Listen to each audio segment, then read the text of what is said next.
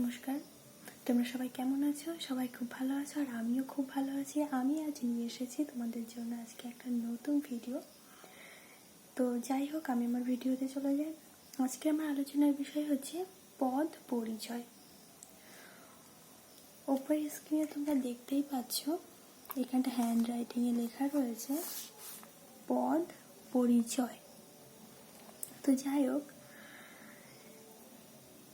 আমরা ইংরেজিটা খুব সহজেই শিখে নিতে পারি, কিন্তু বাংলাটা আমাদের কাছে গন্ডগোল হয়ে যায়।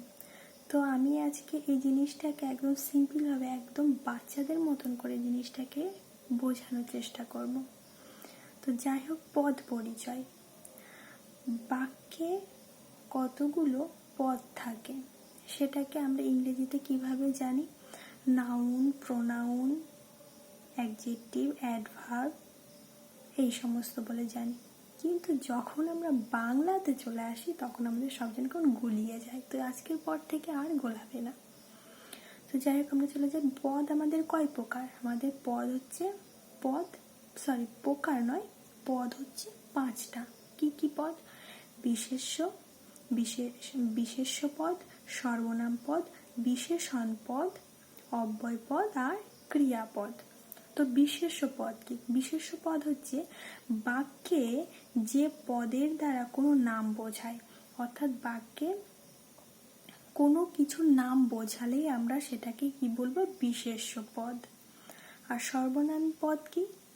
বাক্যে বিশেষ্য পদের পরিবর্তে যে পদ বসে, অর্থাৎ কি নামের পরিবর্তে যেটাকে আমরা ব্যবহার করব সেটা হচ্ছে সর্বনাম পদ। যেমন আমি এখানে বলে নিই, আমি বললাম যে রাম স্কুলে যায়, তার একটা ভালো ব্যাগ আছে। তাহলে এখানটা কি? নামটা কি? রাম। তাহলে রাম স্কুলে যায়, তাহলে এখানটা বিশেষ্য পদ কি? রাম। এবার তার একটা ভালো ব্যাগ আছে, তাহলে রামের পরিবর্তেই তো আমি তার কথাটা ব্যবহার করছি। তো এখানটা তার কি? তার হচ্ছে সর্বনাম। তোমরা বুঝে গেলাম বিশেষ্য পদ আর সর্বনাম পদ, অর্থাৎ নাউন আর সর্বনাম হচ্ছে কি? প্রোনাউন। এবার হচ্ছে বিশেষণ পদ। বিশেষণ পদ কি? যে পদ বাক্যের অন্য পদের দোষগুণ অবস্থা বোঝায়। তো যে পদটা বাক্যের অন্যান্য পদ, বাক্যের তো এই বিশেষ্য, সর্বনাম, বিশেষণ, অব্যয়, ক্রিয়া, এই পদগুলো রয়েছে। তো এই পদগুলোর মধ্যে যে পদটা অন্যান্য পদের দোষগুণ অবস্থা বোঝাবে সেটা হচ্ছে বিশেষণ পদ। যেমন আমি বললাম যে তিতির ভালো মেয়ে, তাহলে তিতির ভালো মেয়ে, এই যে তিতিরটা হচ্ছে নাম, বিশেষ্য পদ। তাহলে ভালোটা তো তার দোষ, গুণ বা অবস্থা কিছু একটা, ধরো ভালোটা তার গুণ, তাহলে এখানটা এই ভালোটাই হয়ে যাবে তখন বিশেষণ পদ। এবার আমরা পরেরটা আসি, অব্যয় পদ। অব্যয় হচ্ছে কি? যে পদ বাক্যে বা পদের মধ্যে সংযোগ ঘটায়, অর্থাৎ কি একটা যোগাযোগ ঘটায়, দুটো পদের মধ্যে একটা ব্যালেন্স বা একটা ভালো সম্পর্ক গঠন করে, সংযোগ ঘটায়, এটা হচ্ছে কি? অব্যয় পদ। আমি বললাম রাম এবং শ্যাম বাজারে যায়, তাহলে রাম আর শ্যাম এই দুটোই তো আমাদের বিশেষ্য পদ। তো এই বিশেষ্য পদের মাঝখানে কি আছে? এবং আছে, অর্থাৎ কি এই রাম এবং শ্যাম এই দুটো বিশেষ্য পদের সংযোগ ঘটাচ্ছে, তাহলে ওই এবংটা হচ্ছে অব্যয় পদ। আর একটা কি? ক্রিয়াপদ। ক্রিয়া আমরা সবাই জানি, ক্রিয়া মানে কাজ করা, অর্থাৎ যে পদের দ্বারা কিছু করা হওয়া আছে বোঝায়, সেটাই কি হচ্ছে? ক্রিয়া। তো বিশেষ্য পদ বলতে আমি একটু তোমাদের বলে দিই। বিশেষ্য পদ বলতে আমরা যখন দেখলাম কোনো কিছুর নাম, তো আমাদের মাথায় সবসময় ঘুরবে কোনো কিছুর নাম, অর্থাৎ হয়তো সবসময় কোনো একটা ব্যক্তির নামই হবে। তো সেটা না, কোনো কিছুর নাম। সে নাম কেমন হতে পারে?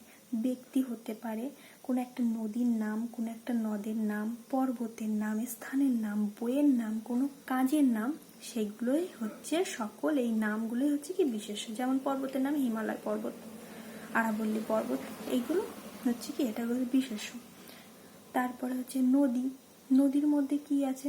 গঙ্গা, যমুনা, ভাগীরথী, তিস্তা ইত্যাদি নদী, সব নদীর নামও বিশেষ্য পদ। ব্যক্তি, কোনো ব্যক্তি, রাম, শ্যাম, যদু, মধু এক্সেট্রা, ব্যক্তি, বিশেষ্য পদ। তারপরে স্থান, কলকাতা, বর্ধমান, দিল্লি, হুগলি, কোনো একটা জায়গার নামই হচ্ছে কে? বিশেষ্য। বই, রামায়ণ, মহাভারত, এগুলো বইয়ের নাম। গীতাঞ্জলি, পথের পাঁচালী, দেবদাস এক্সেট্রা, এই সমস্ত বইয়ের নাম এগুলো। তারপরে হচ্ছে কি? কাজের নাম, যেমন সাঁতার কাটা, সাঁতার, কাটাটা নয়, কাটাটা হচ্ছে ক্রিয়াপদ হয়ে যাবে। সাঁতার, সাঁতারটা কি কোনো একটা কাজের নাম। ক্রিকেট কোনো একটা খেলার নাম। খোখো একটা খেলার নাম। ফুটবল একটা খেলার নাম। যখনই আমি বলবো ফুটবল খেলি, তখন ওই ফুটবলটা হয়ে যাবে বিশেষ্য আর খেলিটা হয়ে যাবে ক্রিয়া। তো আশা করছি তোমরা সবাই বুঝতে পারছো। এবার আমি একটা উদাহরণ দিয়ে বোঝাচ্ছি। সেটা কি উদাহরণ? এখানটায় রয়েছে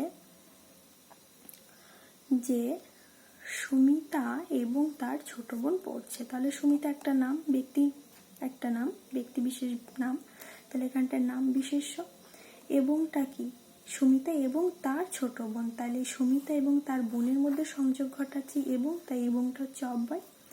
তাহলে তারটা হচ্ছে সর্বনাম। আমি কি বলছি সুমিতা এবং তার, তাহলে সুমিতার পরিবর্তে এখানটা আমি তার বসাচ্ছি, তার জন্য এই তারটা সর্বনাম। ছোট বোন পড়ছে, পড়া আমরা জানি পড়া, খাওয়া, যাওয়া এগুলো কাজ। তাহলে পড়াটা হচ্ছে ক্রিয়া, পড়ছে ক্রিয়া, আর তার ছোট বোন বিশেষণ। তো বিশেষণের সংজ্ঞাটা কি? যে পদ বাক্যের অন্য পদের দোষ গুণ অবস্থা বোঝায়।